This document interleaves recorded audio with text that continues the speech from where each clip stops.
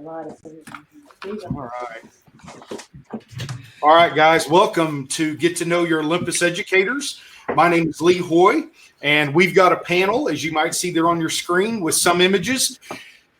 Nothing like technical people having technical issues. So some people you may hear, some you may see, some you may hear and see for a while, and then some may disappear. So unfortunately, we've had a couple with slower internet that aren't able to join us this evening, but we think that over the next, I believe, hour and a half, you're going to get a chance to get to know as many of the Olympus educators as technology will allow. So my name is Leroy, and I'm going to walk you through and introduce you to each of our Olympus educators. There's 19 different ones. Not all are able to be with us tonight. We all have different photography genres, specialties, skills, what we do. And we want to do this workshop because I think, particularly if you're an Olympus shooter, and if you're not, we know you soon will be, but we think that you will benefit by getting to know these individuals, because I've only known them for about a month and a half, and there are some amazing photographers, some awesome personalities. We've been getting together once a week, having a blast. And if you get a chance so far to go on a workshop, to have your image taken by any of these photographers, you'll be making a great decision. I've been having a ball getting to know them, and I know you will too. So having said that, I'm going to switch our screen now from our mugs. Although some of them look actually really good tonight compared to what we normally look like. I want to show you some of their pictures, and I am going to introduce you to some of their work, and then they're going to introduce and tell you a little bit. Whoops. Well, of course, our slide starts right at the wrong one beginning, so Jamie's not going to start there. But these images, we've got 4 from each photographer, even from some who couldn't be here tonight. So I want to start with Tom and Lisa. Now, they've been having some challenges tonight. And so while their images are up, we're going to see if they can speak to the microphone. You have a chat on the right, and there's a Q&A. And Rob and some of the other photographers are going to keep an eye on that. So if we get some good questions, we hope you'll be willing to submit those as well. But Lisa, Tom, why don't you guys introduce yourself? Hi, so we Good are evening, here. Yes, thank you for joining us tonight.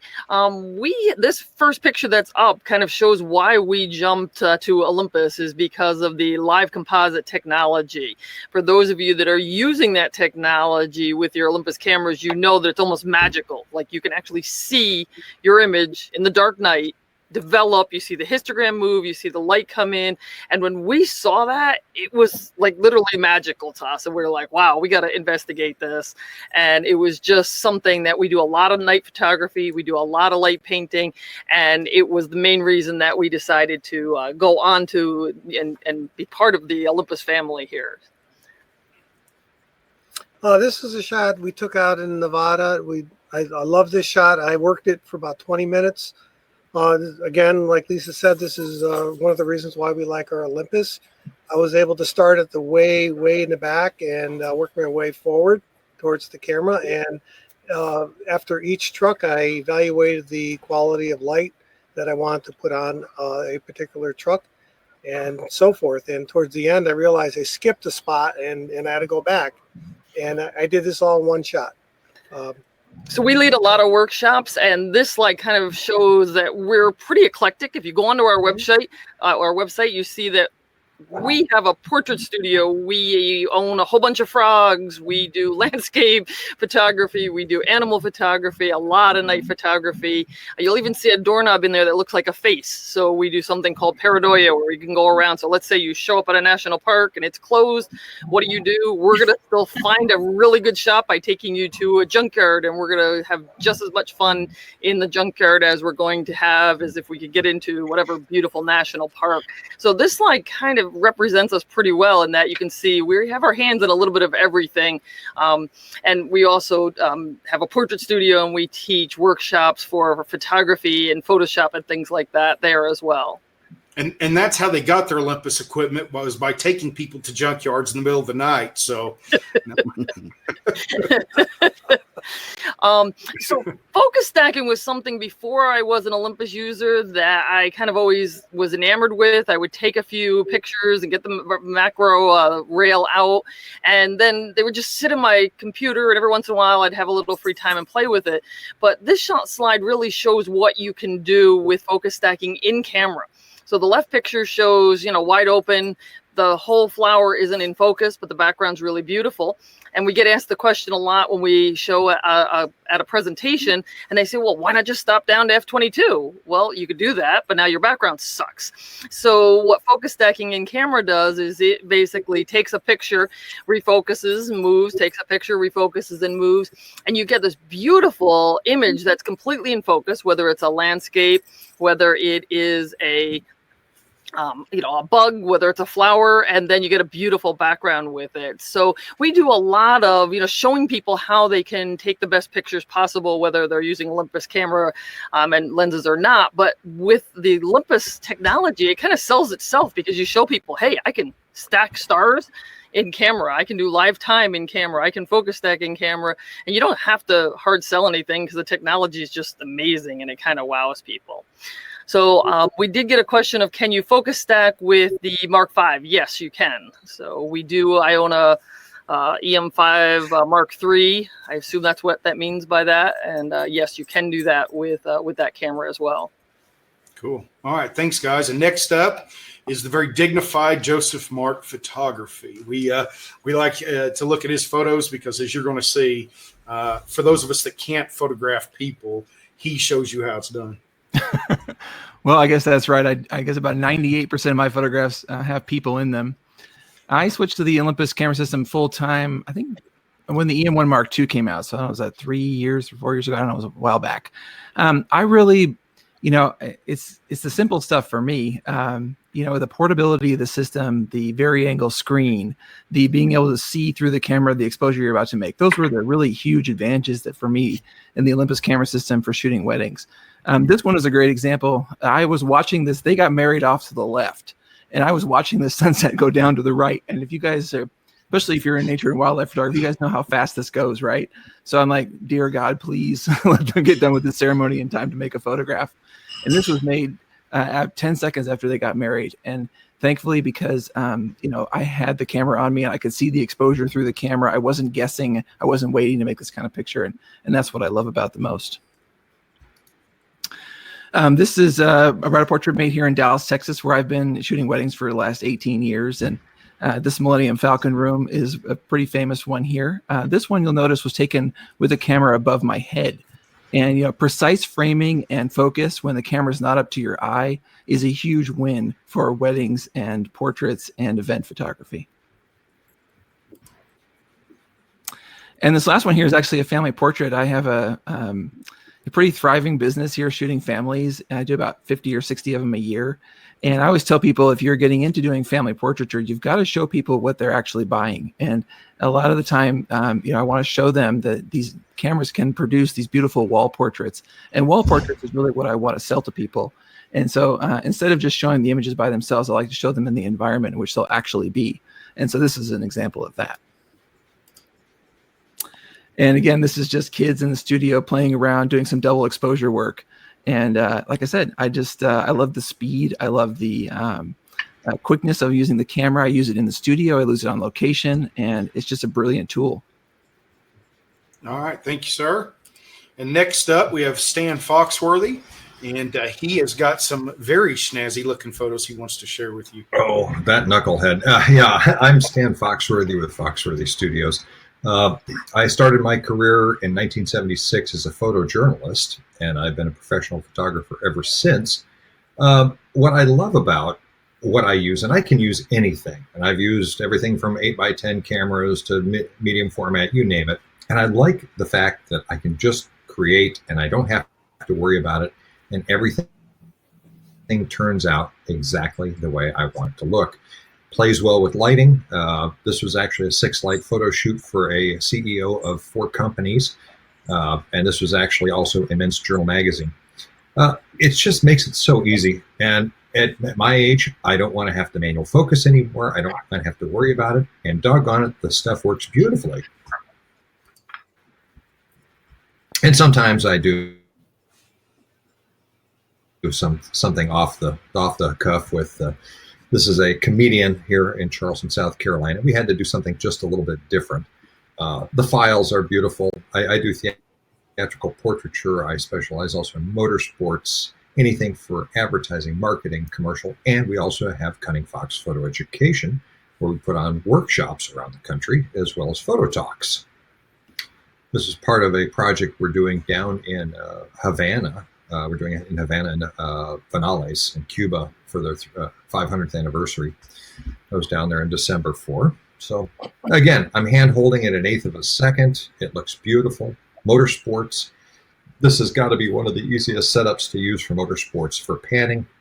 The logos, on the EM1X, it focuses on the helmet. It knows what a car looks like. The autofocus is phenomenal. As I said, I'm tired of manually focusing anymore. And for my clients, like Michelin and others, they want to see their logo. It doesn't matter what everything else is going. If you can't get a sharp shot of the car and the logo, they're not going to. All right. Cool. All right. Well, I'm going to head on next. We have Steve and Faith Hutchison with their. Oh, sorry. We got a little audio, I think. Yeah.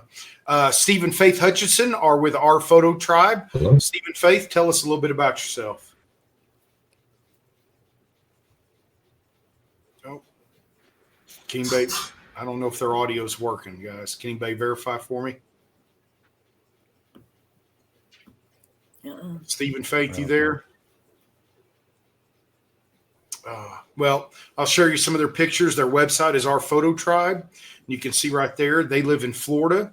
They do a lot of weekend type workshops, single day training. They work in a camera store in Florida. Hopefully they'll be able to hop in here in a minute and be able to share. But here's a few of their images, which are really cool. Got the sax player. And then they took advantage of, as several others have mentioned, of the live composite feature in the Olympus cameras. Here's one of their shots. And then here's a really nice butterfly shot. Are you guys there yet? Oh, that's too bad. Okay. All right. Well, hopefully we can get their audio back up for you here in a minute. But again, ourphototribe.com, and you can go and learn a little bit more about Steve and Faith, and hopefully they'll be able to jump in here in a minute. So, and as I said, my name is Lee Hoy. I am leroyphotography.com. And I'm a wildlife, landscape, night sky, and macro photographer based out near Big Bend National Park in West Texas. I also get to lead photography workshops for Wildside Nature Tours. And Rob and I, who you'll meet here in a second, actually got to team up on our first one here in the Amazon, which was really cool. Yellowstone in winter. I love macro, getting up close to wildlife. And then, of course, my home area of Big Bend National Park. So that's my 4 photos there. Rob, why don't you tell the folks a little bit about what I don't know about you? I don't know what that is at this point. Just a quick note too. If some of you guys know, there's a question. Rudy wants to know if you can focus stack with the EM10 Mark II, and I haven't used that machine. So if anybody has experience with the EM10 and knows about focus stacking, jump on the Q&A and let them know. Yeah, my name's Rob Knight, and I've been teaching photography for about 12 years now, and using Micro Four Thirds cameras for 9 of those years. And the selection of images that I sent to Lee are ones that I basically couldn't have done unless I used an Olympus camera to make them. This shot in particular, Lee mentioned our trip to Peru in February along the Amazon River. And this is a handheld high-res shot with the EM1 Mark III. And having the flexibility to create that high-resolution shot, great lenses like the 7 to 14 millimeter f2.8 Pro, and that kind of thing. That makes a shot like this. You know, we're walking on these rickety catwalks along this pond in sort of the middle of nowhere. And with a bigger system, if I had to set up a tripod and all that stuff, this shot wouldn't happen. So, you know, I love the flexibility of the smaller gear to begin with, not to mention the high quality of the images. Oh boy, so I lead workshops in Costa Rica. I've been doing that for the last 11 years. And one of the things that I love, everybody's mentioned the creativity of that the electronic viewfinder affords and the small size. Well, this is a great example of that. When my guide got a phone call and his eyes lit up that there was a puma in Carrera National Park, we just grabbed our gear and went. And I can hustle myself into the forest and get into almost any position with what is the equivalent of a 1200 millimeter lens. And the image stabilization works so well, I don't have to worry about a tripod, and I can get what could be once in a lifetime shots like this. And I mean, that's the full frame. That's you can still skip it, but without having to crop in, having that 1200 millimeter effective range and a lens that's basically the size of a 70 to 200 is fantastic. So this is another shot that I wouldn't even have considered making without the Olympus system. And this is the live composite. And a couple of people, we've seen some photos from the live composite so far, but this shot, we were on the boat again in Peru, and our guide was acting as the headlight and the wildlife spotter for us. And so I just opened the shutter with the live composite mode to see what it would look like. And I got several amazing shots. This is the one that came out the best, but I love having that technology built in to just be creative and play around and just kind of see what happens in a way that I mean, I guess I could have made this with a series of 8 or 10 shots at long exposures and then blended them in Photoshop, but that wouldn't even have crossed my mind if I couldn't have done it in the camera. This is another one in Peru. To me, this speaks to the sharpness of the Olympus system, the ease of use. It's not some big thing that I have to set up. I can grab the nature shots. I can get this is almost like travel photography with a monkey in it.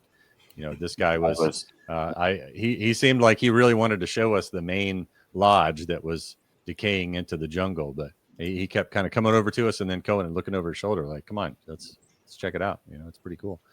But all right. Thanks, Rob. Thanks. All right. Jamie McDonald, jmacdonaldphoto.com there. Tell us a little bit about yourself, Jamie.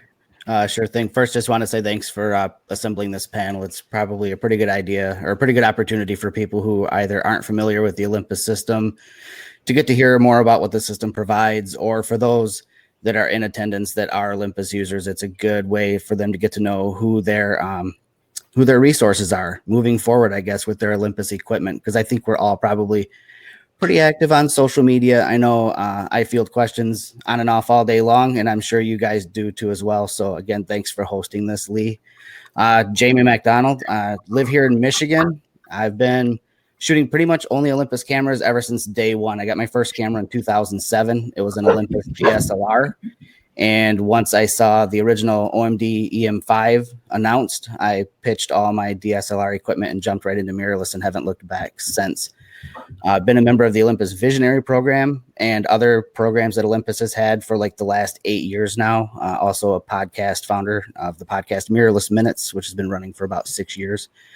About 3 years ago, started doing workshops as well. So don't do a lot of workshops every year. I'm not like you guys. I actually have like a 9-to-5 day job in marketing. And so I just took my passion for photography and moved it out into starting to teach people photography. My typical genres are kind of tough to describe, but I pretty much tell people if it's outside of my front door, it's fair game. So it's everything from weather, nature photography, macro, landscapes, you name it. I've even been known to, as one of those, I think previous images shown, dive into abandoned buildings in Detroit and other places throughout the country to do a little urban exploration as well.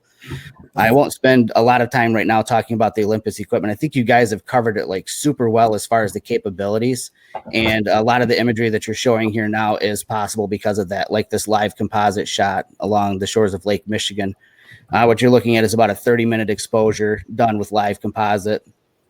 Typically in the past, this was, you can see by the light on the right-hand side of the frame, this was started prior to sunset. So, you can't really run a long exposure just before sunset for a half hour without blowing everything out. So you got to love what live composite provides as far as opportunities go.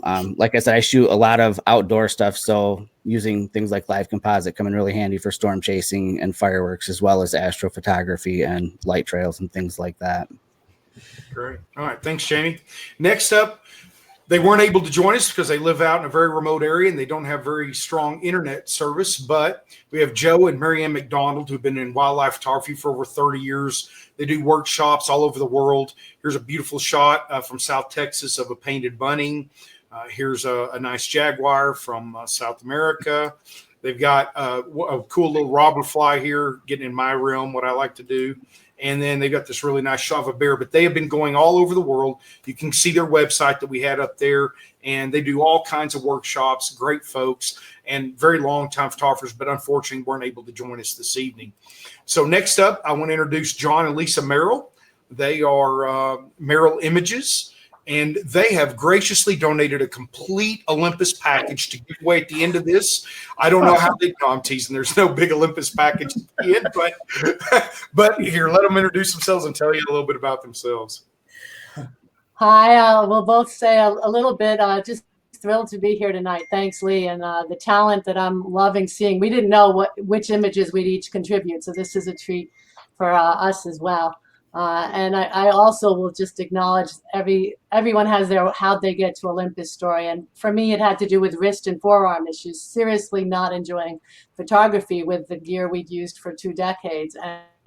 But the fun factor and some of the stuff I couldn't have dreamed of when we switched 5 years ago is echoing what all of these other photographers, from frogs to city lights to abandoned places. We have a gamut, and John and I love to do travel and cultural photography, take small groups to places like Cuba, Vietnam, Ladakh. We've postponed all of our tours, and we'll hope that travel becomes safe in the next year, 2021, and doing much more regional day workshops and weekends here in the Pacific Northwest. So thanks for having us, and we can look at some images. There you go. Yeah. So this is a shot from Vietnam. One of the wonderful things about the tours we take is there's a lot of serendipity going on. We were on the streets of Hanoi late at night and ran into this street performance, and we're able to use the lights that were on this stage to our advantage. You can see that even created some eye shine in this actor. And one of the things that we often do is we find a great background and we wait for something to move in front of it, and that was the case here.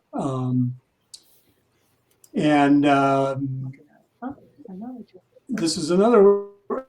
So this is in Cuba. We love to go to Cuba too, and we've gone there 5 times now, leading tours and on our own. And it's a wonderful place, wonderful people. Can't wait to get back there. And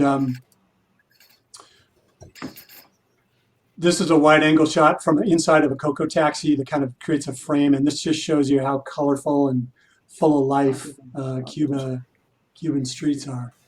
Yeah, and we give a lot of thought to how we travel, and as travel photographers, we shoot a variety of architecture, lots of people, but you're walking for miles when it is an urban day or different times. So that Coco taxi is a hoot because we break into little groups of 2, and you get through the narrow streets with your camera. People are friendly and receptive, but it's kind of an interesting way to do photography and a lot of fun when you're tired to take an hour tour in these tiny little things and, also take each other. But another Cuba shot here is the use of panning, which we love to do ourselves and we love to help others master it. It is requires some practice and patience, but to move your camera along with your subject and fuzz out a background with a slow shutter is great. And we have in our cameras and other systems where you can set a group of settings to do this well, and that would be a rapid burst, low shutter speed, and continuous focus. And it's really fun on we do it in Seattle. We practice on the neighbors with their scooters and bikes, but we think it's a fun technique to use to tell stories, especially because life does have a lot of motion to it. Yeah, we've been doing this for years, and the stabilization system and the Olympus cameras and the autofocus make it a lot easier than it used to be. I'll tell you. It's really great. Awesome. And in Thanks, street Dad. photography, the last thing I'll say is using live view and being able to tilt it and see it lets you see what's coming. And it's been interesting to experiment panning with live view, sometimes with the screen articulated. So thanks for having us, and we'll see who's next. All right. Well, Eric's internet is not playing nice this evening. So we have got some of his photos. You can see his website there. Eric leads workshops as well for Joe Savano's photo safaris to exotic, wonderful destinations.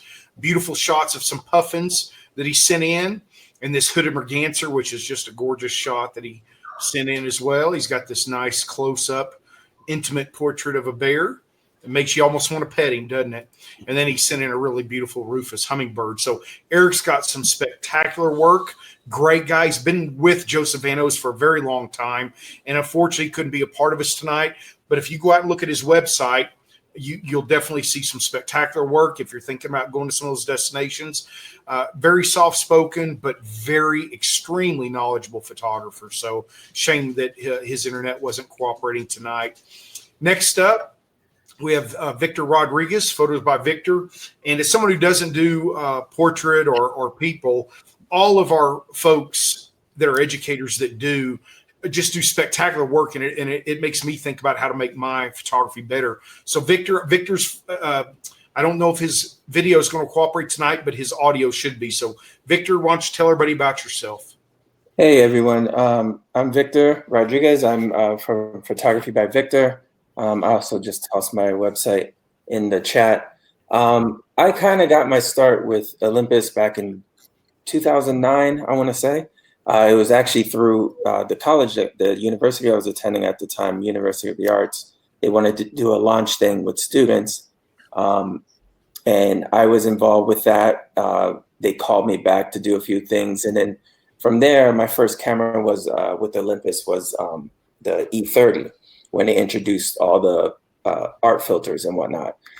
Since then, I've been using Olympus to shoot pretty much all my fashion portraits. I shoot product and food as well, as also kind of more black and white fine art stuff. And occasionally I do cityscapes with my friends just to kind of kill time when I have free time. Next. I don't really do workshops, but I teach at Rowan College in New Jersey. So I teach black studio and portrait photography there. All right. Thanks, Victor. Appreciate you sharing. Next up this evening, we have Matt Suess, no relation, I inquired. And he is going to tell you a little bit about what he does. You see his website over there on the left. And he's going to introduce himself and tell you a little bit about his photography. Hey guys, thanks for everyone for joining. Lee, thank you for putting this all together, and thanks all the fellow Olympus educators for coming together and sharing what we do. I think everyone watching here kind of understands that we have a love for education, obviously, and we love sharing what we do and what we've learned and trying to help you guys out with your Olympus cameras as well. And I started with Olympus. Actually, the very first camera I purchased on my own, it was in the mid 80s, and that was an Olympus OMG film camera. And also had an Olympus stylus camera, little point and shoot. I actually still have a roll of film in it that is probably from like about 15 or 20 years ago that I have no idea what's on it. I may have to develop that one day. But like Stan, I was a photojournalist. And so I've been a professional photographer for 30 years. And I started as a photojournalist for 17 years. And I was shooting with Nikon and Canon most of the time through that. And then moved out west to do fine art landscape photography and also education. And I was most recently shooting with Sony cameras and ended up switching to Olympus just over a year ago. I got my hands on the EM1X and tried that out for a little while. And I had a 2-month loaner from Olympus, and it just blew my mind. I was just amazed at what I could do creatively. And I think Rob mentioned that he had some shots that he never could have gotten without an Olympus camera. And same thing with me. It just opened up my world of photography. And this is after being a professional now for, almost 30 years at this point, where just having the Olympus cameras just opened up so many new avenues for photography for me. And I don't know, I think you're just looking at a photo of the Star Trails with a live comp on that. But yeah, actually, Lee, that next shot there, if you see me in the live video, I have a print of this that's 64 inches, something like that, behind me right now in my home studio, acrylic print. And I don't know, if people say that you can't do large prints with micro four thirds cameras, I don't know what's going on. You're just listening to the full frame hype too much. And this print is just absolutely gorgeous. So don't be afraid to be doing large prints with your Olympus cameras. And so I now specialize in landscape photography, astrophotography, and also macro photography. And this is a fun shot I did maybe about a month ago. This is a close-up of a soap bubble as it was freezing. I was fortunate to, I was in Arizona for most of the winter, but got back home to Bozeman, Montana, and we had a little bit of a cold spell a month ago, and the temperatures were in the teens, and I was out there with UV lights and my, I think this was probably with the Mzuiko 60 millimeter macro lens and with the Mark III camera, and just getting some really cool close-ups of the ice crystals forming on a soap bubble. And, this is something I never could have done with another camera. I also shoot wildlife now that I've been up in Montana for a number of years. This was outside of Bozeman, Montana about a year ago with the 300 f4 and probably the 1.4 teleconverter too.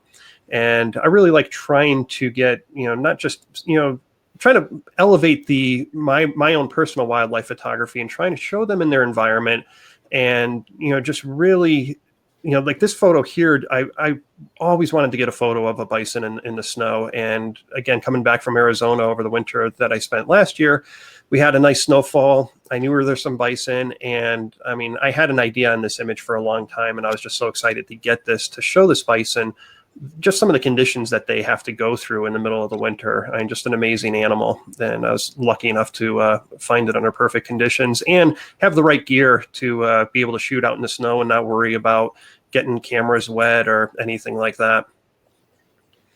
All right, cool. Thanks, Matt. And last but not least is the lady who does not like computers, but has to use them for a job.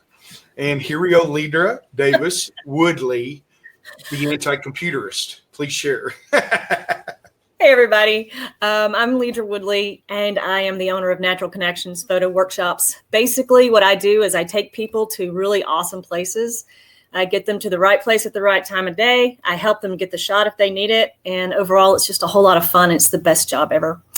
So I switched to Olympus about 10 minutes after I held EM5 original. Never went back to my DSLR equipment, and I have been shooting since 2012 with Olympus. And the thing I really, really like about it the most is because I'm hands-on with the workshops.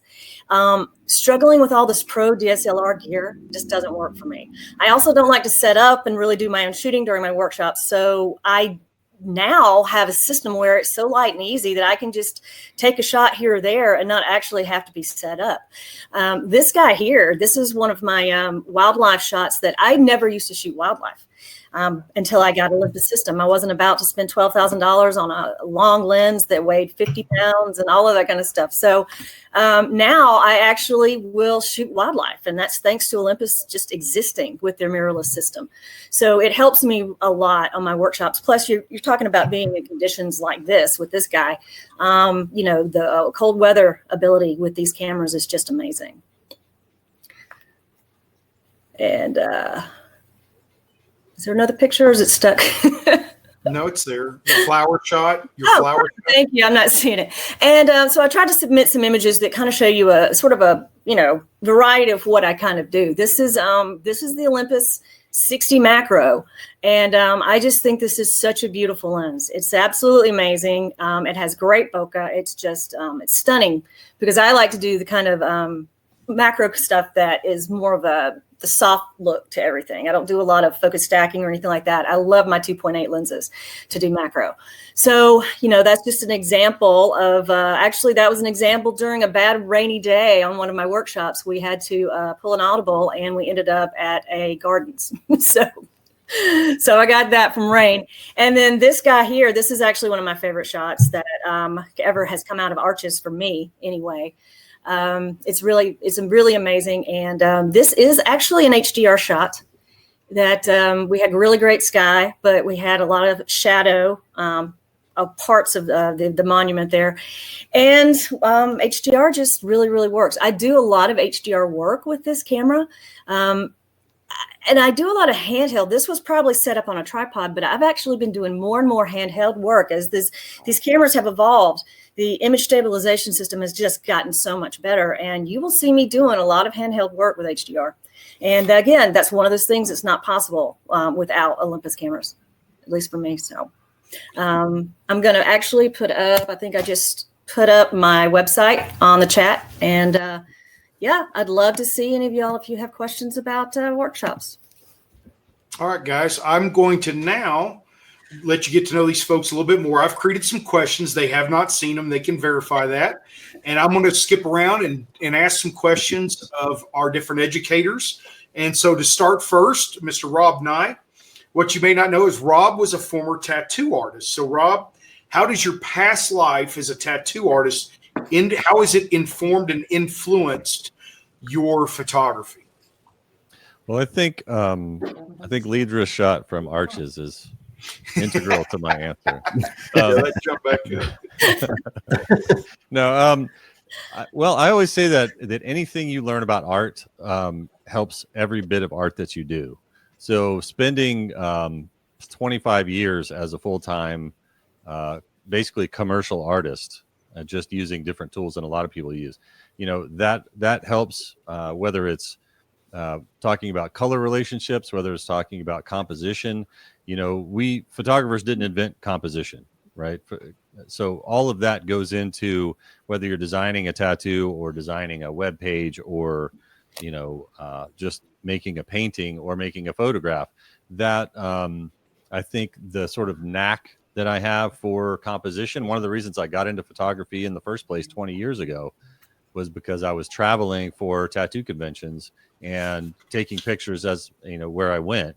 So I realized that I remember seeing a calendar that came to the tattoo shop, as a matter of fact, and I kind of freaked out because I was like, where did they get my photo from Lake Tahoe? And the guys in the shop were like, that's not your picture. I'm like, dude. And I pulled out the picture and I was standing in exactly the same place, had composed the frame exactly like this professional photograph. I'm like, well, maybe, that's something I should look into. And so that, like I said, just the knack for visually organizing things, I think came from my art background for sure. Cool. Thank you, man. All right, Stan, are you still with us, Stan? I don't see his name over on the list, so we may have lost Stan. I don't hear him, so I'm going to jump over. Jamie, you good? Can you hear me? I'm Jamie, good. your first question. If you had to go out for 1 week shooting with only one Olympus body and lens, what would it be and why? EM1X 12-100. And why? The versatility of that 12-100 is amazing. Couple that with the EM1X and image stabilization working together. You can shoot dusk to dawn handheld and not worry about any kind of shake. I'm not an old guy, but I'm not a spring chicken. So I get a little bit wobbly after a long day of shooting, and having that image stabilization certainly helps. The EM1X, the speed of focus on that, and a long day of shooting, it might go from landscape to wildlife, and being able to track objects in motion with the EM1X is an astounding thing to be able to do. And I just like the form factor of the EM1X. It's funny, a lot of people transition away from a DSLR to the mirrorless systems to go smaller, and I can appreciate that, and I pack a separate bag that way for travel.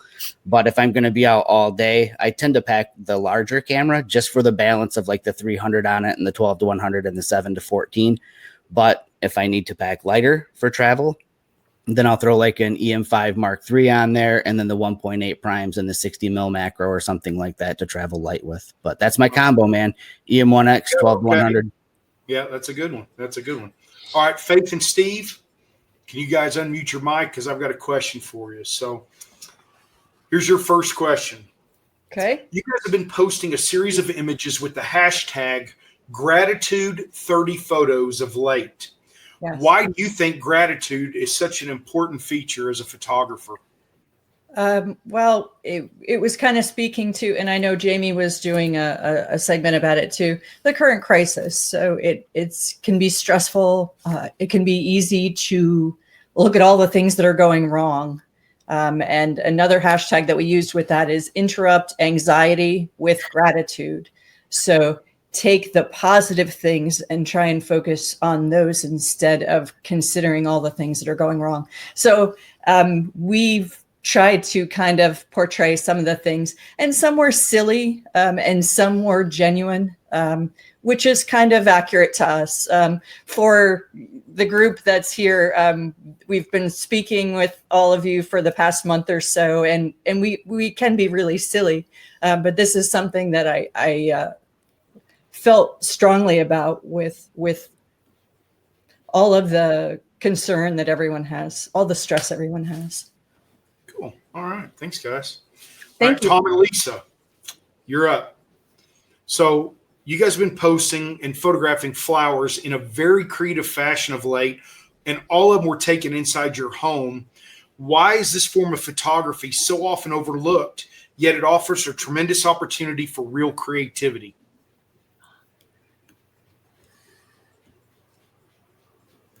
Nope. Is your mic on, Lisa? All right, guys, keep working on your mic. We'll see if we can get you've got two of your mics are muted, so you may need to test them. I'm going to jump to another question. You keep working on it and see if we can get your volume back. So then we'll go to another Lisa, John and Lisa Merrill here. What was an aha moment for each of you where you felt your photography jumped to the next level in terms of excellence? Sorry, could you repeat the first? What was an aha moment for each of you where you felt your photography jumped to the next level in terms of excellence? Go ahead. You go first. Let's see. Well, when we were young, before we had kids, we took a year off. We bought one of these around the world tickets, and we took off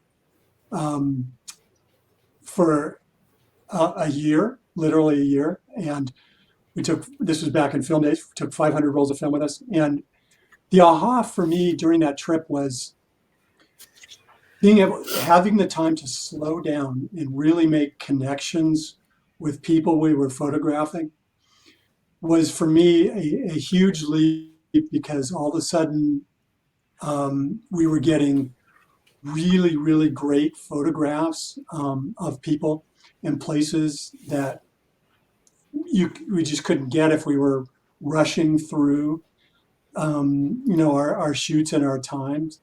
And it was wonderful. It was really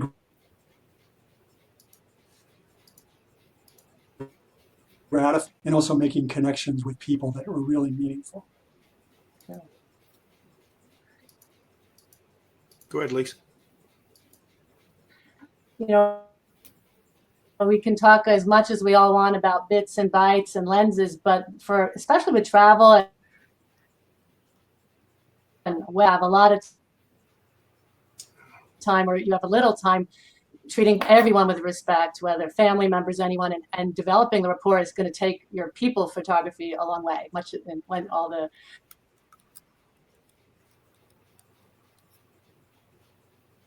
you're skipping out a little bit, I think. Aren't you? have blur. And I remember I was thinking back, and it was film days with a 1-year-old on my back at a powwow, and getting some motion of the powwow, and and slides, seeing that. And now it is easier and still a delight. And when we do any kind of motion, traffic, dancers, kids on bicycles, we like freezing and sometimes panning and blur, and it's endlessly fun. And then there's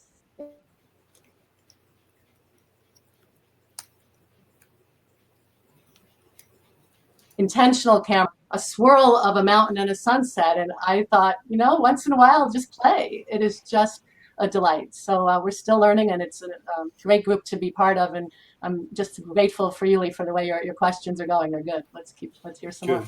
Thank you. All right, Joseph, are you there? Can you hear us?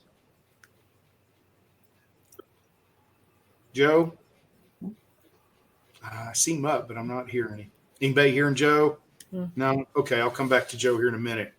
All right, leader, since you can hear me. On your website, Natural Connections Photo, you have a wide variety of genres of photography that you teach, such as landscapes, holiday lights, old car city, a fair, and the Oregon coast, to name a few. If you had to pick two of those, that you would do for the rest of your life, even if you had never had another client, which two would you pick? I'm the landscape girl at heart. That's how I got into this. Glacier National Park and probably Oregon coast. Anything. I mean, don't get me wrong. I love doing the abstracts. I love doing other things that are different and fun, one night fair and that sort of thing. But the heart of what I do is landscape and travel.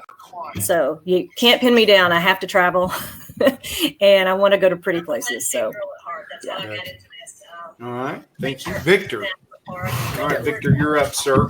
I mean, don't get me wrong. On your website, photobyvictor.com, you have some standard categories in your portfolio like editorial, food, and product, but there's one that isn't really standard, and that is called personal. What separates these images from all the rest, and what does it say about you as an artist?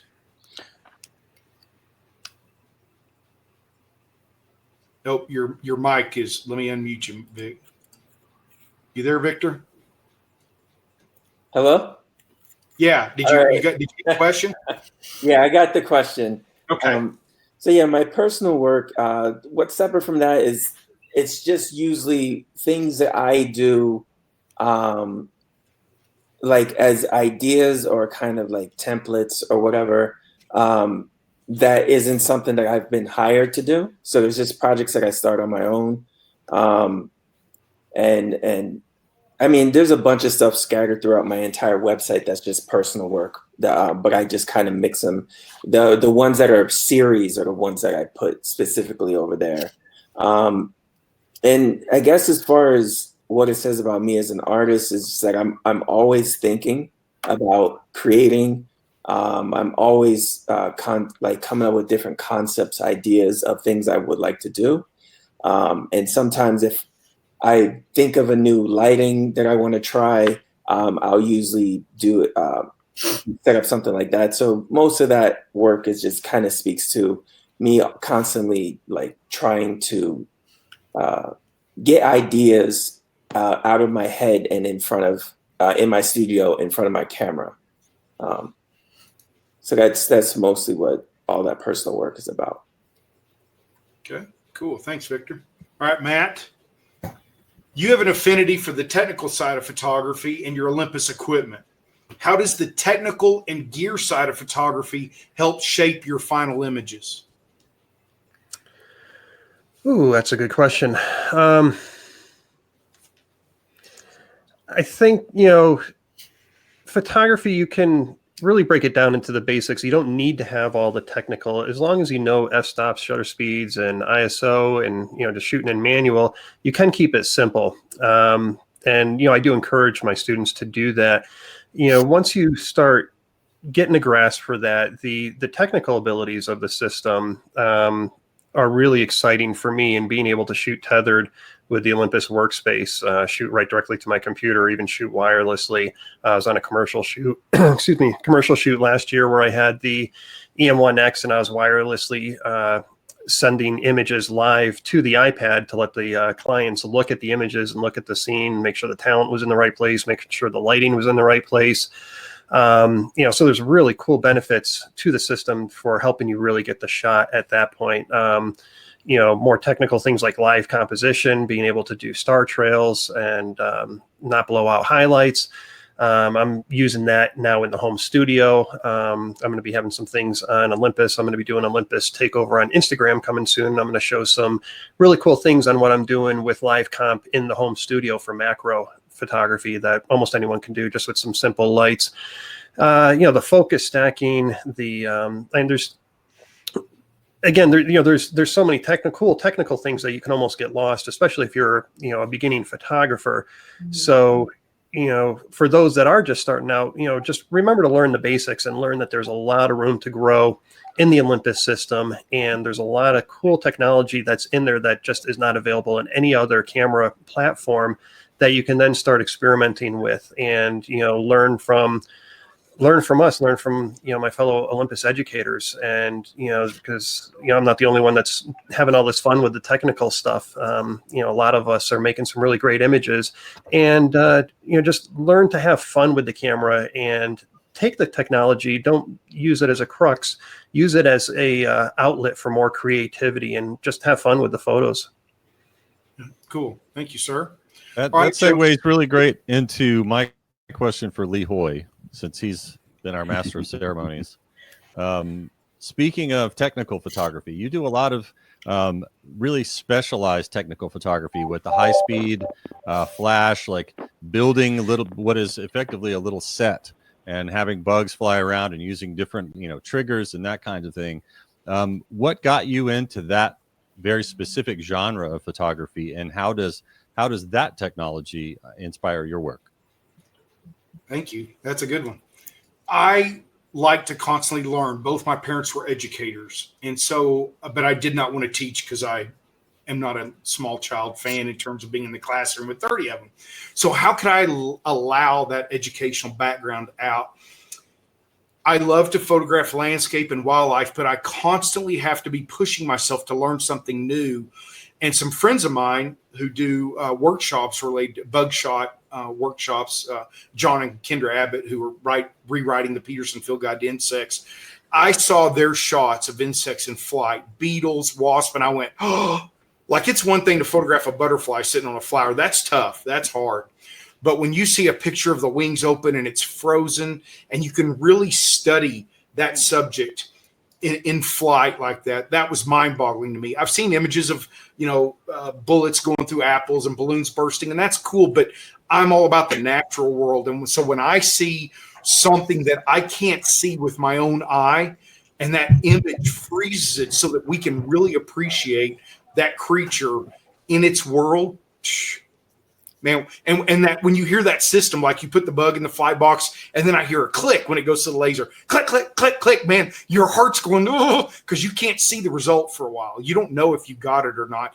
And sure enough, sometimes it's halfway on, like there'll be a perfect pose halfway on the screen and you're like, oh, and then you flip 3 ahead and then there's one, the wings are spread. It's like he's smiling at you like, oh yeah. So I love sometimes instant results, which we all get with our Olympus equipment. We get the results before we take the picture with Olympus. So I get stoked seeing something like that I can't see any other way with my own naked eye. So thanks, Rob. Cool. I'm going to go to Joe because I know, Joe, if you can hear us and we can't hear you, type your answer because all of our viewers can then at least read it. So same thing, Tom and Lisa, when I ask you another question, just type your answer up so that people can see it. And Joe, I want you to type in he's got a nasty little red exclamation point next to his name, which means he's probably not hearing me right now. But Tom and Lisa, I bet you can hear me. I dialed in, so I don't know if you can hear me now. I want you to, can y'all hear me? Can y'all speak? Yes. I can see, but I'm on my phone. No, okay, so go ahead and type your answer to this question, okay? What is an image that you have pre-visualized but have not yet had the chance to capture it? What Olympus gear are you going to use to capture it when you get a chance? I'll repeat it since you got to type your answer. What is an image that you have pre-visualized but have not yet had the chance to capture it? What Olympus gear are you going to use to capture it and how? So if you guys will type that up for folks, then that'll always be in there for them as well. And now I'm going to jump to Rob. Back to Rob. Rob, you recently took a large media group to Costa Rica for Olympus to demonstrate and allow them to experience the new Olympus OMD EM1 Mark III. Whenever someone is holding a new Olympus body, lens, or accessory in their hand, what are some tips you would give them for being able to get the most out of that piece of equipment? Well, that's a good question. One of the challenges with a group like that, especially these are generally experienced photographers, is to steer them towards things that work really well, that will give them a good impression, right? In order to do that, you have to basically steer people away from the focus tracking.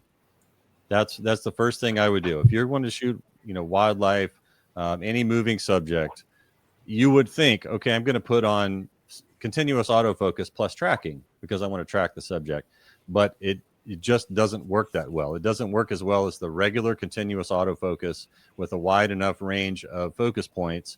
The predictive autofocus works beautifully. The tracking autofocus is not effective in any place that I've ever tried to use it. That was the biggest feedback that I had to keep reminding people. They're like, yeah, it's just not track and focus. And I would say, well, are you using the tracking or the continuous autofocus? They're, well, the tracking. I'm like, turn that off right now. It's like, don't do that. And the next day there was a couple of guys I had to like 3 different times. They're like, yeah, the tracking doesn't work. I'm like, no, the tracking doesn't work as well as the regular continuous autofocus. And I think we can all attest to how well the regular continuous autofocus works. That's the biggest thing that jumps out. And to continue what Matt says, the bells and the whistles in these cameras are amazing. And as professional photographers with experience, we all get a lot out of those tools. But if you don't know aperture, shutter speed, ISO, basic composition, then all the bells and whistles in the world aren't going to help you. If anything, it's just going to confuse the situation. So it's still about light and exposure. And then we can use these great tools to do other crazy things with that. But you really need to understand light and exposure with any camera. Cool. Thank you. I'm going to ask one of our other Olympus educators, since Joseph's having issues, obviously. Joe has a phenomenal YouTube channel with lots of great tips on Olympus equipment. And it's not just about wedding photography. I mean, regardless of your kind of photography, you will learn something from his videos. So if one of my other Olympus educators would take a second and post the link to Joe's YouTube channel, since he can't answer that question. And Joe, if you're hearing me, the question would be related to your YouTube channel. You have a very active YouTube channel with all kinds of information about Olympus cameras and portrait, family, and wedding photography. When you're working on designing a video, what motivates you to help others to improve their photography? So if you can hear us, type that answer down there. But if one of my Olympus educators would throw the link to his YouTube channel up there, that would be awesome. Faith and Steve, I'm going to jump back to you. So if you'll unmute your microphone there. So I find this very interesting because not only do both of you work at Johnson Photo Imaging Camera Store, and you also own our Photo Tribe workshops, how has photographing together as a couple shaped your photography style? Well, I'll let you speak to that one. Well, it's not a competition. So I think a lot of times we could be shooting the same event, and then we come back and look at them and we're like, I didn't see that, where was that? And it's like, oh, it's right there. We shoot differently, but we still shoot together all the time. So it's surprisingly not a competition. I don't think it ever is. John's nodding along. I think they probably experience the same thing, which is we see different elements in the same scene. So Steve might be using the telephoto lens in a landscape situation, or I might be using a wide angle lens in the same scene. We just pick out different elements from standing in the same place, and it becomes an entirely different perspective. So what the images we show on our website is actually, we alternate whose images is whose. And honestly, sometimes after editing a stack of photos, I really don't know anymore because we're standing in the same place. But it really comes to a different just a different viewpoint, but similar interests. That's cool. That's cool. And Yeah, that's always been very fascinating. The other thing I'll add to that is, looking at each other's images after is, to me, like an endless photo workshop. And I encourage people to just find a photo buddy, whether it's a partner, spouse, or anyone, and do it online, virtually, if you need to. There's a lot of photo sharing groups, and I think more during this crisis. But even with a one-on-one friend, to go back and forth and we ask our son, who's an awesome photographer, which one should we post on Instagram today? It's really nice to share images with anyone, and it doesn't have to be on a tour or workshop, especially with the ability to grab and share a screen. The other thing that's really great about working with a team is you can help edit each other's stuff, and be like really great editing buddies. That's cool. That's great. Thank you, guys. That's really cool. Yeah, but at the end of the day, it's still 2 different styles. She shoots differently than I do. So no matter what, it's always entertaining to see. Even though I was there, I thought I took them all. I see ones that she's taken that I never saw. I'm like, oh, so next time I'll steal that idea. But she still masters it on her side. So definitely. That's cool. All right. Thanks, guys. I like that one. And I'll copy Guys, it, but I won't steal it. I've got to sign off and put my kids to bed. Thanks so much for having me. And All right. Good night, Rob. We'll I'll see take you care, later. Rob. cheers. Thanks for Bye, hanging Rob. out, Rob. Good to see you. Good night. Jamie, you're up next. All right. What is a typical rule of photography you generally adhere to, and what is one that you tend to ignore or break the most?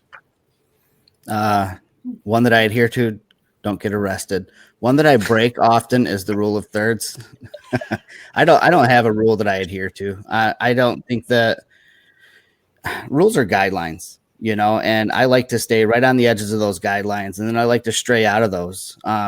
I went through a period where a lot of my landscape photography was in portrait orientation, and just started telling people I'm the landscape photographer who shoots portrait orientation all the time. I like to skew my images and give people a sliver of landscape and a massive impressive sky if the weather's appropriate for it, or I'll skew it the other way where if the sky isn't that great, I'll just give them a long leading foreground leading off into the distance, you know, with a focal point out there somewhere. But as far as rules go, I just think that they're a guideline, and I don't really adhere to rules. Cool. All right. Thank you. We All right, might leader. be back. I'm not Ready? sure if anybody can hear us. What is the best piece of advice you were ever given when it came to furthering your photography skill and knowledge? Who is that to? You. Oh, okay. Thought you said me. You know, just you can't put the camera on the shelf. You've got to be constantly out there shooting and trying things. It's really helpful to read books about, you know, technique and that sort of thing. And studying other people's images helps a lot, and picking them apart, figuring out how they got that result. But I think it's just mostly important to just don't stop shooting, because you start to develop your own technique, and you just learn from that. But yeah, you're never going to get better with the camera in the closet. Cool. All right. Thank you. All right, Matt. Ready for your second question here, sir? Yes. What is your favorite photography destination, and what about that destination inspires you to come back or go back if you haven't been back?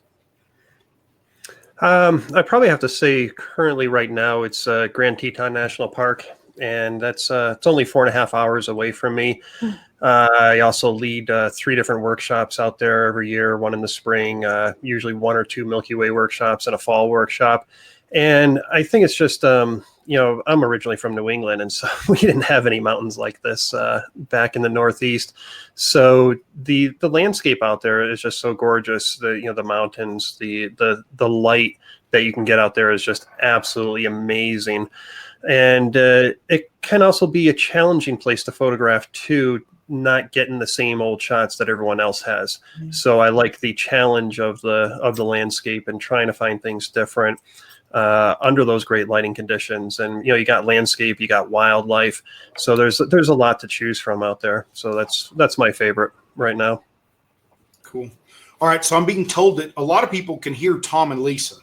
I Hopefully can't. you can. So, oh yeah, there you. Woo! Look at there, right out of the heaven. The Oh, technology. you haven't heard the swearing yet, have you? All right. Do you remember the question? I remember the first question. Yes. So the first All right. question was related to the fact that we've been shooting lots of flowers. So we decided when we first were kind of stuck at home and we had to cancel all our trips to have a mind shift to being safe at home. And then we took it one step further to just saying, we're going to view this as our artist in residence period and do all this kind of creative photography that we never have the time to do, like water drops and flowers. And so basically every horizontal surface in our house is now a photography studio. The top of the dryer is for light painting. The kitchen table is where we do our light painting with our light pad box. I have a light tent on the dining room table. The other side of the dining room table has my time lapse. So we basically converted every single horizontal surface into photography studio. And we just said, we're going to make the best of this. We're going to do something every day. And when do we have the time like this to be able to be creative and yes, we miss traveling. Yes, we can't wait till it's safe to get out and travel again. But we weren't going to let this. We heard some people say, we're taking the camera batteries out because we can't shoot for 2 months. And I said, no, don't do that. Find something to shoot. So with the flowers, we found a local farm that was selling their eggs and milk. And then they said, well, we have flowers too. So it's contactless pickup. We just go, our name is on the box, and we bring home all of these kinds of flowers. And she's getting to know me now. Like today I called and she said, oh, we have cyclamens and we have, this. So she's getting to know, to be able to even let us know. And don't be afraid once the flowers start to wilt. So the first set of flowers I got, then they started to die.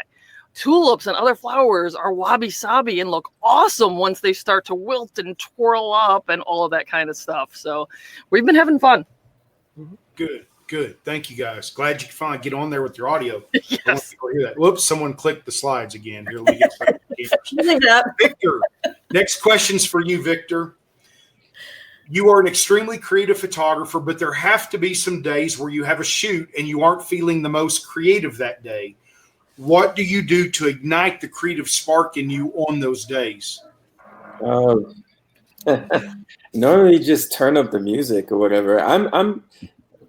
If there hasn't been very many shoots where I haven't been able to kind of get what I want out of them. There was one time I was doing a model test and the model wasn't kind of cooperating, so I sent her home. But that's really the only time I've ever had any sort of issues. For the most part, most of my shoots are pretty laid back. Everyone is happy to be there. Some days do require a little more like coaching than others. Other days I can literally just put the model on set and they'll do do their whole thing, and then I can pack up and go home in like an hour. So, but yeah, for the most part, we listen to a lot of music. There's not really, if I'm really struggling, I'll pull up images online and look at other people's work and see what's maybe something will click and get the gears going. Victor, you also shoot food photography, and you've had some food up lately that looks good. Yes. Yeah, you enjoy cooking also. That's another creative outlet for you? Yeah, it's kind of stress relief also. I'm not the best cook, but I enjoy kind of being in the kitchen and kind of making up things. So creativity. Yeah, Joe is finally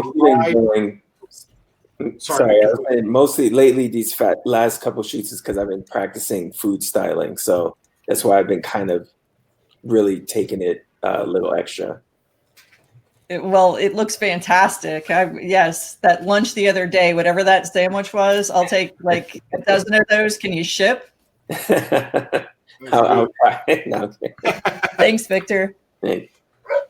All right, Joe, now that you're live and with us, as a wedding photographer, you capture one of the most important days in the lives of two people. Let our audience know what is going through your mind when you know those big moments are about to happen. Well, can you hear me? I just want to make sure that we're okay. Yes. Good. Well, I guess that changes a bit over time. After doing about 700 weddings or so, it's a little bit different than it is the first time you do it. The really big moments, which you really are hoping for, is that everything that's going on with your hands is just faded away in the background, and you're looking at the moment that's actually happening in front of you. And it's that kind of transparency that's really needed to make sure that you're capturing the real story of what's going on. I'll tend to just sit there and wait and watch and pick off moments as they're happening. I really love being in the background of those moments and not affecting them. I always tell people when I'm working a wedding, I really want you to know that I was there, but not really notice that I was there. And I think that's critical to being a great documentary photographer. Cool. All right. Thank you, Joe. All right, John and Lisa, back to you. On your website, merrillimages.com, you offer photography tours in the Far East, like Vietnam and India, where you explore the Himalayan culture of northern India. And we saw some of those images earlier. What is it about those two regions that draws you as photographers over and over again? That's a good question. I feel fortunate that we have been able to get that far flung. And we also love Central and South America, the architecture, the food. I think with Vietnam, just like Cuba, there is that intense relationship our countries had with the country that, from a historical, intellectual, and people to people is complex, and we're always learning, and we go humbly into them. But the mountains of the Himalayas meet both spiritual and nature needs. Like, I can't wait to get back there. After 30 years, I was able to trek in Nepal last year, and active travel and in the mountains fuels both of our souls. And for photographers, while you have the bustle of Kathmandu and the valley, in any country we mix city and nature, and it's just, cities are great, but then it's nice to chill, and a lot of the people we work with want to do a mixture, and that is for us. Anywhere we explore, we love cities and culture, and then it's where's the mountains, the lakes, and let's breathe deep and get into nature photography, which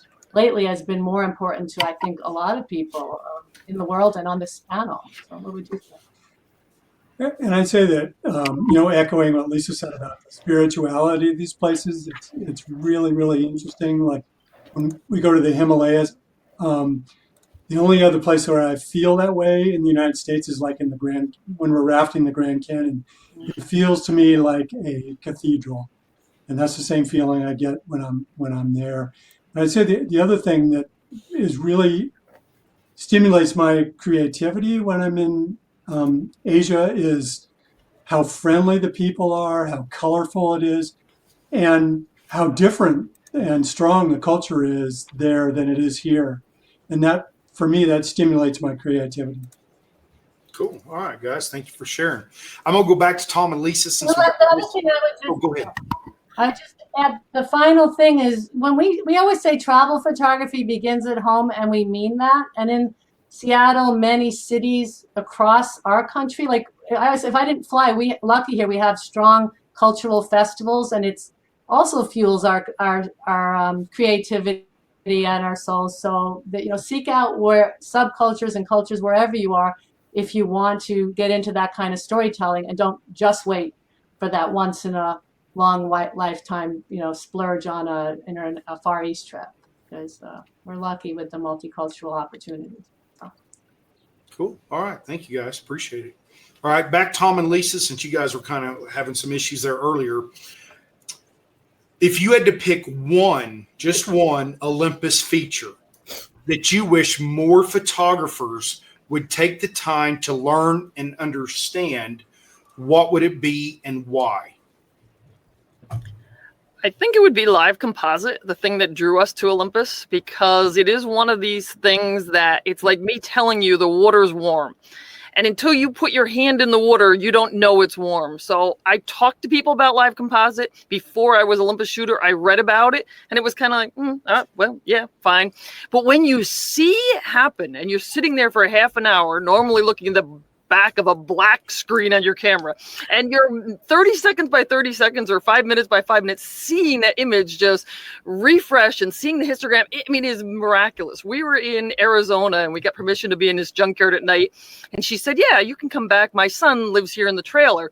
So he came back about maybe 11 o'clock at night to check on us, see what we were doing, and Tom was shining flashlights into these old trucks.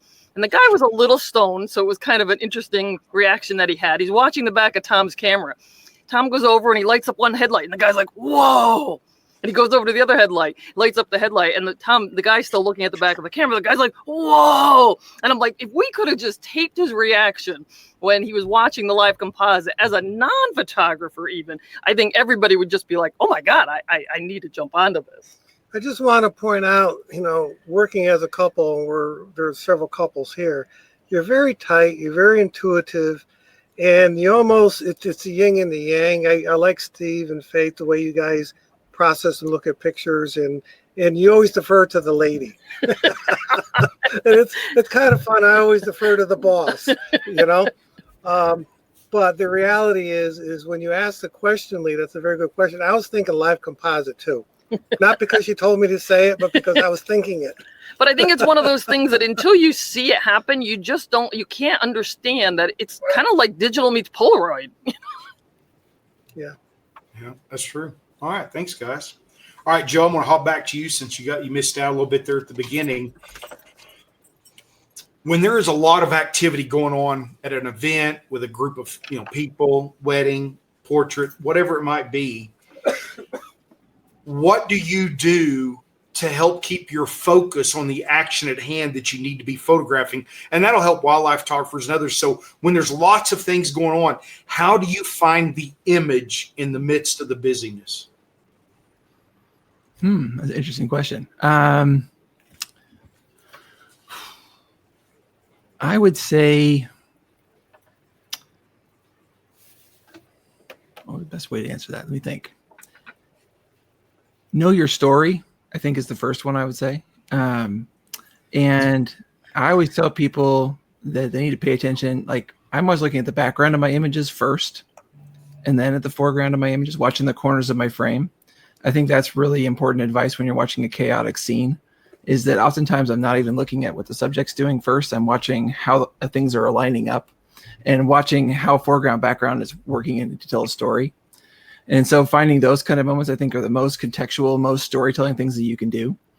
And I also try to, when I'm working an event, try to shoot a huge variety of photographs. That's why I'm often carrying 2 cameras and working with 2 different focal lengths and trying to give a variety of storytelling images all from the same moment.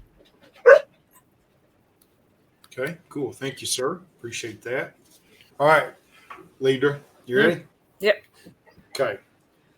What would you say to encourage a beginning photographer that you wish someone had said to you back when you began? There are any number of things that I learned the hard way. One, I would say try to learn your craft before you get hung up on sort of the gear race. Any reasonably recent camera out there is going to be able to help someone learn photography. I do teach a one-on-one class in Atlanta, and I always tell my people, do not get hung up on who has what gear. Don't be jealous of those people. Learn your craft, practice, and that's a load off your shoulders when you're not having to worry about that part of it too. So I think that's a good starting point. Cool. Okay. Thank you. Thank you. Very cool. All right. I'm going to jump to Matt. Well, hold on here. Wait a second. I think it's about time we have a question thrown your way again here. Okay. All righty. Fair enough. All right. So, Lee, you do some bird photography out there a little bit, don't you? Yes, sir. Yeah. So birds are pretty interesting characters, and they can be some pretty fun subjects from time to time when they're behaving a little bit mischievously. So you got 1 or 2 stories you can tell us where you had some really unique encounters with the birds. Oh, man. Great bird photography encounters. Yes. And you had a photo of some of the birds like right around the camera on the ground looking into the back of the screen. Yes. Yeah. So I got to go to the Galapagos Islands leading a workshop co-leading with Kevin at Wildside Nature Tours, a destination I truly never dreamed I'd get to go to. And because of a friend's unfortunate incident, it opened up the door for me to go. And I knew that there were a couple of birds there that I had envisioned based on other images I'd seen. And on one of the islands, the local mockingbird species will come right up to you, land on your bag, your head. And I knew before anybody else got off the boat, I wanted a shot of this bird up close before the sand was all messed up. So I scurry over, and I'm one of those, I'll lay in mud, dirt, wet sand, whatever. I don't care for the shot. Lay down, and sure enough, the bird comes right over. And then a pair of them comes over, and I believe it's the hood mockingbird, if I remember off the top of my head, and I put an Olympus camera out in front of me, and the birds walked up and they were checking the camera out, and then both of them, one's looking like the LED screen, and one's looking in the viewfinder, and I snapped it. So it looks like one's looking at the shot, and the other one's going, how did it turn out? So that was a pretty cool experience. That was a lot of fun.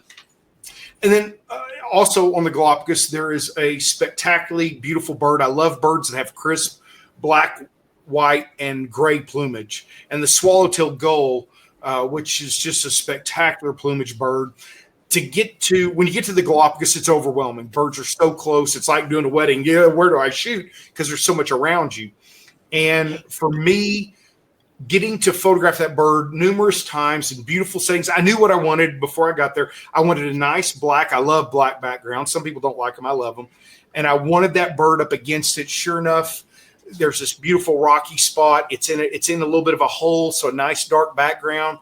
And honestly, the Olympus gear is so incredible. I'd been shooting Canon for 20-something years.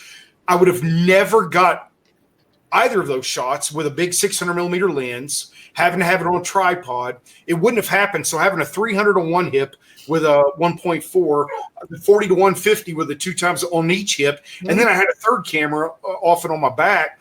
I could lay there, get those shots. I would have never got a fraction of the shots I got, because I didn't really talk about why I went to Olympus. I just moved to Olympus in the last year.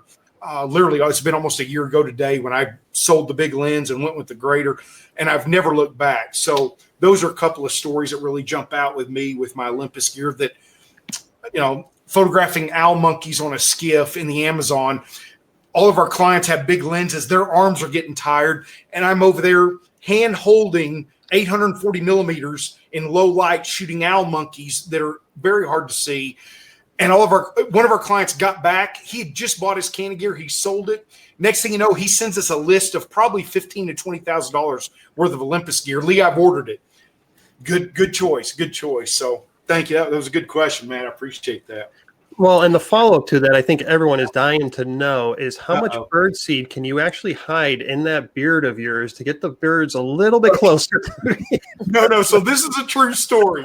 I blacklight to catch insects for photography, and there's blister beetles, many species in the American Southwest, that can really cause a problem. You have to be careful. Well, they'll fly down my shirt, so you're shaking shirts out, and you're doing various things to try to be careful.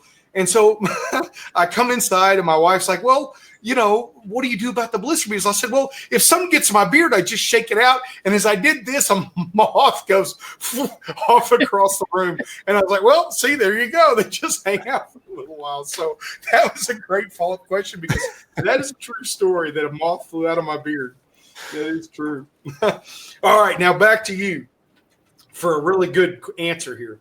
When you look at your Instagram account, aptly named Matt Suess Photography, you see a broad variety of photography genres, and you've been photographing since you were a young teen. And that's got to be 50 or 60 years just looking at it. No, I'm teasing. What is a new technique that you have learned in the past year or two, and why is continually learning so important in the development of a photographer at any level? Yeah. When you do look at my Instagram, Matt Suess Photo, I do have a wide variety of subjects. It is sort of geared towards landscape, but I also do wildlife and macro and a whole lot of other different things. I mentioned before I was a photojournalist for 17 years, and being a photojournalist, you photograph everything, and you have to be pretty decent at photographing everything. Sports, which I love photographing sports, portrait, everything. So yeah, I do have a wide base of things. And what was the second part of that, Lee? Why do you think it's important for a photographer at any level to keep learning? Oh yeah, geez, man, I am constantly learning. If you stop learning, I don't know if I would be enjoying what I was doing anymore if I wasn't learning anything. And even though I have a lot of experience on what I did, I still learn. I learn from my students all the time. It's one of the things that I love about workshops is learning from them and just seeing things in a different eye. So, you're never too old to learn. You're never too experienced to learn. If you are, you're doing the wrong thing at that point. And, things that I've just learned even recently since switching over to Olympus is just how much more creative I can push myself. And that's where I'm really looking and doing really crazy different things. So that's kind of where I'm at on that. Cool. Okay. All right. Thank you. Jamie. All right. You shoot a lot of genres like I do: landscape, wildlife, night sky, some macro, but someone says you have to choose one of them, and that's all you can photograph from now on. Which one would it be and why? Oh man. Okay, so I'm just gonna say landscape, but only because it can encompass weather and astro. Okay, so you know, I'm always that person when people ask, what do you shoot? What is your genre or whatever, and I just say outdoor. I'm an outdoor photographer. I walk out my front door, everything's fair game. But if I had to nail it down, because Lee said, Jamie, you're only going to go out and shoot one thing for the rest of your life, it's going to be landscape. It varies constantly. You can visit the same place every day for a year. Every day, it's going to look completely different. Even if you go back at the same time of day, day after day after day, you can get a completely different look constantly. Mm-hmm. There's just so much variety in it. And I couldn't imagine not having the opportunity to be outdoors photographing. So I'm just going to say landscape. Cool. Yeah, that makes sense. I'll buy that. I like that. All right, Joseph, you ready? Ready. All right. We see a lot of really crappy pictures on Facebook of families and family events and everything. Let's be honest. So give everybody 2 tips, just 2 tips that can make their images for family events, family, whatever it might be. Give them 2 things that we can see some better images on Facebook. Better images on Facebook. Okay, so tip number 1 would be get some context. Like one of the funny things that happens to me is like you're at a rehearsal dinner for a couple getting married and they're showing a slideshow of themselves growing up. And all it is a revolving set of t-shirts.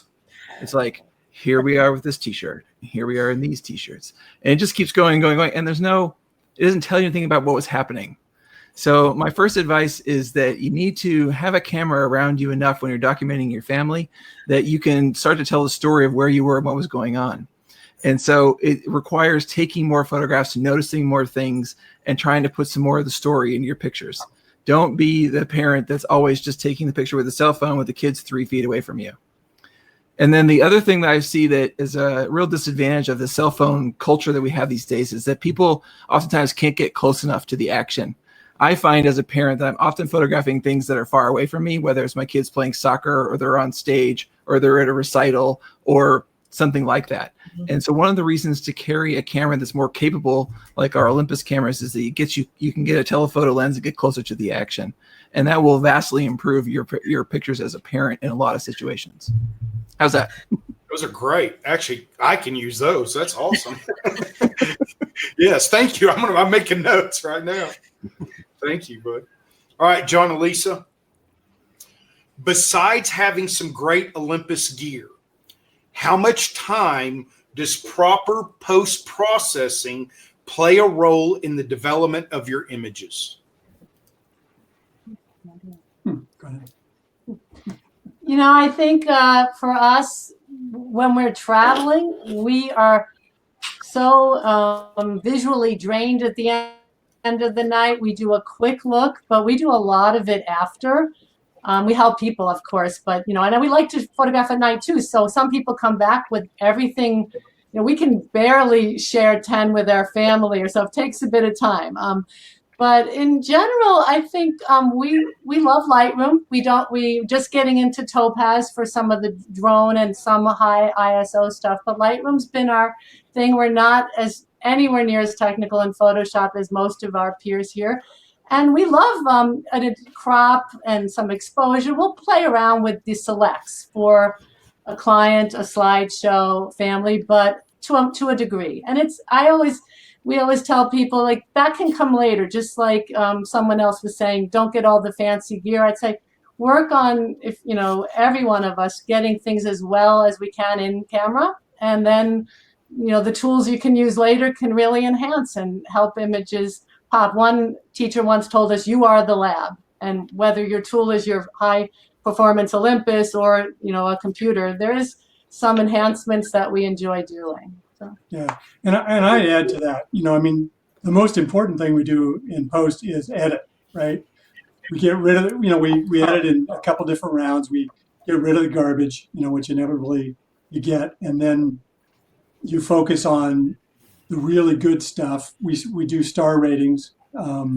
We focus on the really good stuff and spend our time only on the really good pictures. And that makes sense in terms of efficiency and how our workflow can be minimum amount of time when we have more time to be out shooting. Doing other stuff. Cool. All right. Thanks, guys. Appreciate it. All right. Back to Tom and Lisa. Okay. Yep. What is an often overlooked skill that is critical to the success of being a good outdoor photographer or indoor? And how can photographers develop this skill?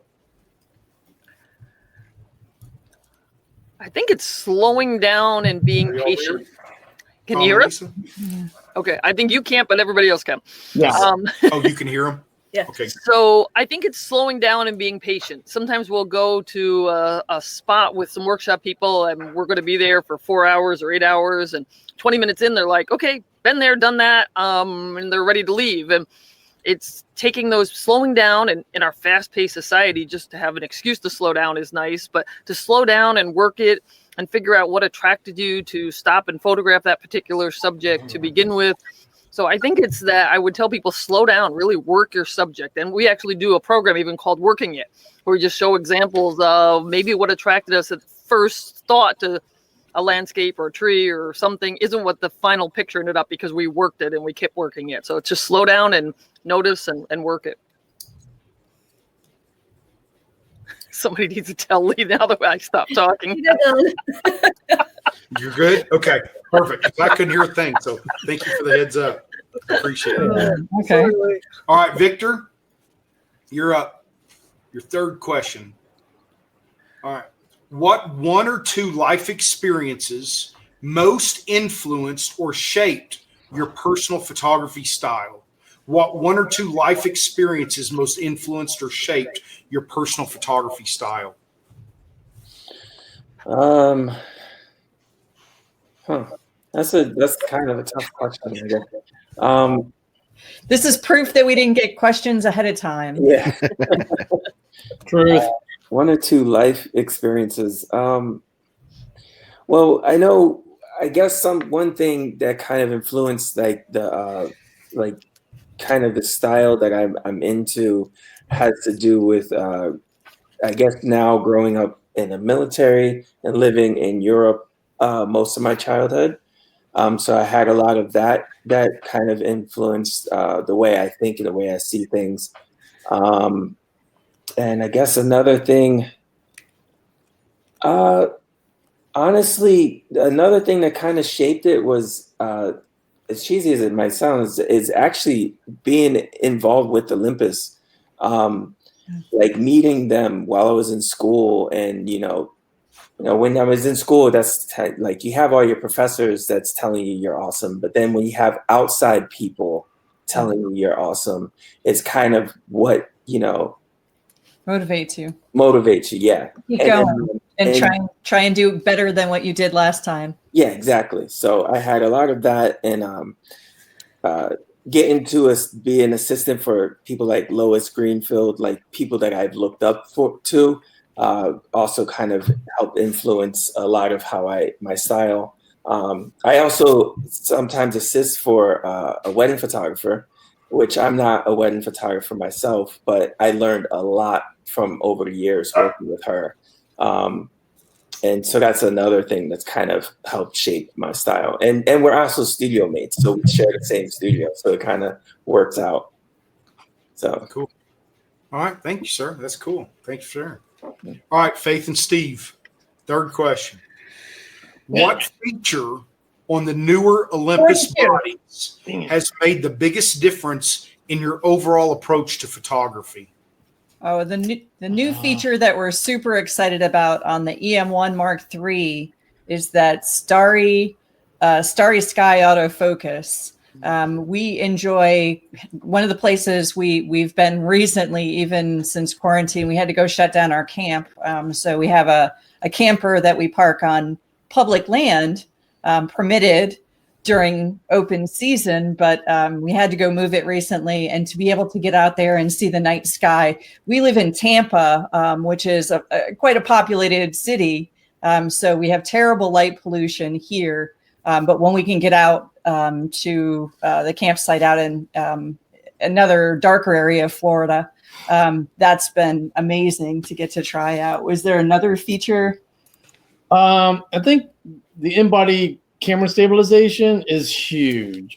From our previous camera system, absolutely. It stuns us as the capabilities of that. Like we are shooting handheld, 2 seconds is not off the chart. 2 seconds. Steve's gotten some that We've were gotten 4 as slow as seconds 4 seconds handheld, which you would never attempt that in any other camera system. And we have many camera systems. We sell cameras, we own cameras. We've worked in camera stores for all years. Our lives, so when you talk about, gear envy, any camera. Gear envy, and you want to see all the new stuff come in, but really of all the camera systems that we have opportunity to play with, and I mean on a daily basis, all day, to see the features in the Olympus system, what they offer, the in-body image stabilization, focus peaking. From here to the monitor, I can see fine, but if I have to look past this monitor, I'm wearing eyeglasses. The focus peaking for me on telephoto end was huge. That was a big deal. And the live comp feature is something I think a lot of us that have enjoyed playing with.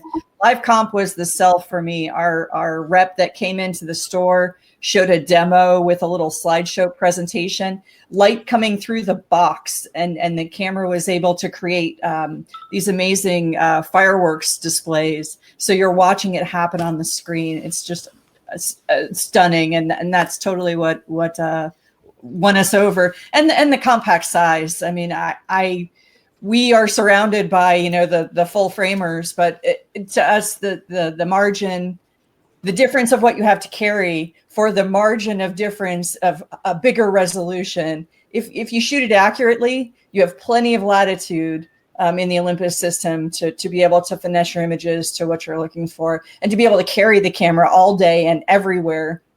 Another place that we enjoy going a lot, we live in Florida, so we have annual passes to Disney. So we'll go there all the time, maybe a couple times in a week. So to be able to carry a camera there all day, so much easier with the Olympus system. And, there's so many lenses to choose from as well that really enhance the options on it. So like Jamie was saying, like EM1X and 12-100, that's what I shoot most of the time. But if I'm going to Disney and I know I'm going to the Food and Wine Festival, I might pick something that maybe is my Pen F with a 17, because that's more appropriate for that situation. And I know I'm going to be carrying, other things with it all day. So yeah, definitely. Matt Sue says the 40-150 2.8 is crazy sharp. Yeah, definitely.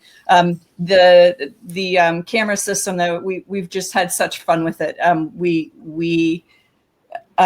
We're at a tipping point of replacing gear, and the Olympus system definitely sold us over. So we've been shooting Olympus since 2016 with the release. I think it was September 2012. Actually, we had the original EPL1. Oh yeah, we did. EPL1. Well, before that, if we got film camera, but EPL1. I loved the color mode on it.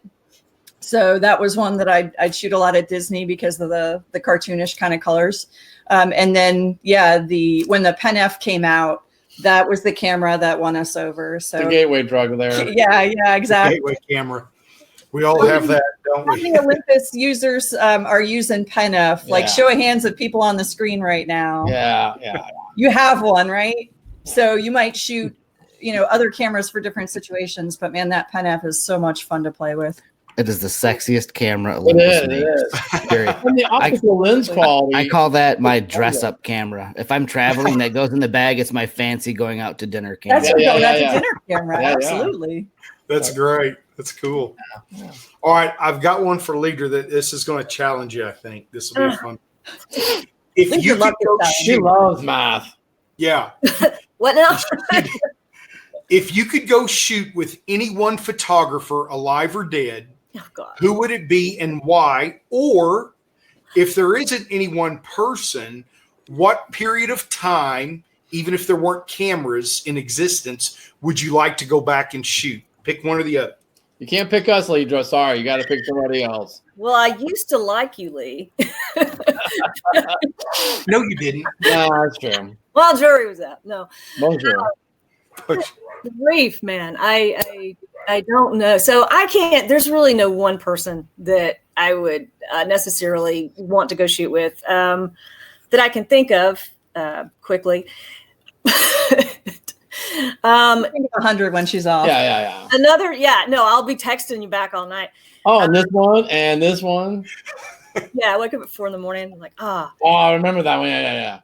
Yeah, I mean. So what about a period of time? Well, even a period of time. I mean, I guess if I could take a camera back to those periods of time. Yeah. I mean, anything that I think turn of the century would be kind of interesting. Not this century. No. Yeah, we're getting older. It's not this. 20 years is no big deal, but I guess 19th century, go back and again, like some of the trips some of you guys are doing is later than that. Like Cuba is almost going back to the 40s or something like that. Some of those trips or whatever. But so that would be kind of cool. But I just that's a hard question, Lee. I think that'd be a great time period, man. Yeah, like that's when it started. Give us the image stabilization, though. I want the same features. Can you imagine? I don't need a horse to carry my camera. You would look like a witch or something. That's true. They would burn you at the stake at that point. Oh, I'd be impressed with this look. Are you kidding me? I could. It's amazing what they did 100 years ago. It is. I can't believe it. Joe, back to you. I asked you a question earlier, and you didn't really. At that time you couldn't chime in. We were talking about your YouTube channel, and Jamie threw that up for us, and I think Lisa did too. When you are filming your videos, what is it that's motivating you to help improve others' photography? What's motivating you?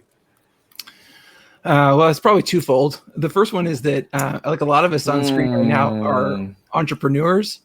And when you're an entrepreneur, you're often separated from people a lot. You don't have that sort of water cooler experience in your life where you're collaborating every day with people. And so I saw the YouTube channel as a way to engage with lots of other photographers. And that's really what it's afforded me from my perspective. The thing that I love is just getting to know other photographers and helping them. And then when it comes to the photography itself, I have a real passion for people photography and that's why I shoot weddings and families, because I believe in those moments being such an important part of our lives. And if I can help a photographer get to the next level in that game and make photographs that are meaningful history of their family, then I think it's totally worth doing. Cool. All right, guys. Well, that's the questions I had for tonight. I hope you've got a chance to now kind of get an introduction. We'll definitely be doing more webinars. I'm sure some of these folks will be doing some on their own. So if you don't follow their social media, that's going to be the best way to stay up to date with the classes, the software related products they produce, the YouTube videos, the workshops, the portrait shoots, the commercial work. So make sure to sign up if you're an Olympus shooter for sure. If you're not, if you're looking into it and you're interested in one of the types of photography that these folks do, shoot them the questions. I promise you, in the amount of time I've gotten to know these folks, they are more than happy to help. They are very knowledgeable. We have camera store employees. We've got folks who've been photographing since they were teens, people who go all over the world, some who stay near home. There is a great chance that you will get the answers you're looking for. Someone said, show us the dog. My bulldog is letting the javelinas in the yard know that this is his place. So can the attendees write in webinars that they would like to see us Olympus Educators present? Great idea. Yes, if you have ideas for webinars you would like to hear from us on specific equipment, how to use that equipment for specific types of photography, please send us those messages. We get together regularly and we'll share those, and that will help us develop our next webinar. So again, I'm going to say good night, guys. Thank you for chiming in tonight. I appreciate all the time and input. Guys, go out and, like they said, just go shoot and learn and go attend and learn from these folks. Y'all have a good evening. It's been a pleasure. Good night, guys. Good night. Thanks for joining us.